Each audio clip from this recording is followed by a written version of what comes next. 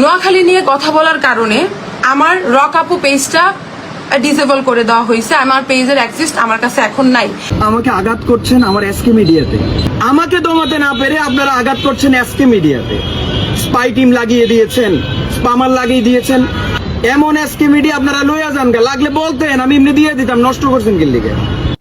হলাই কোনাই যাইবি রে রটাফু, হলাই কোনাই যাইবি। আরে রটাফু রে, ইয়া দূর ইসে আমার কিয়া কই র কাফু। আবার আরেকজন আছে না এসকে মাডিয়া টোকাই সুলতান, ইয়া দূর ইয়ে কই আবার টিপু সুলতান। আরে বেটারা দাঁত থাকতে দাঁতের মর্ম বুঝলি না, অন হয়তো বুঝোসের সব আড়াই অন বুঝোসের। আহারে কিলে যে নোয়াখালীর বিরুদ্ধে কথা কইলাম, আর কিলে যে পেজ আড়াইলাম, কিলে যে আইডি আড়াইলাম। আহারে দাঁত থাকতে তাদের মর্ম বুঝা লাগে এটা। আমরা নোয়াখালীরা ছাড় দি কিন্তু ছাড়ি দিই না। তোরা অন দুদিনে ক্ষমতা হাই, তোরা কস কুমিল্লারে বিভাগ দি দিবি। এরে তোরা হয়তো ভুলি গেছ এই দেশে ব্রিটিশে ওজন করে খাইতে আর সরিয়া ছাড়া বেশি দিন টিকে ন, আর তোরা বেশি দিন টিক দিন, মনে রাখিস।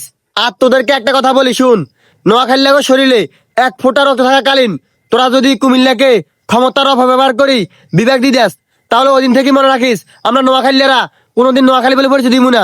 তোরা কুমিল্লাকে বিভাগ দিতে পারস। আর আপনি যদি নোয়াখালীর হয়ে থাকেন তাহলে ভিডিওটা শেয়ার করে ওদেরকে জানিয়ে দেন নোয়াখালী মানুষের যতটা বুক দেখতেছে ততটা বুক না, পুরোটাই কলিজা।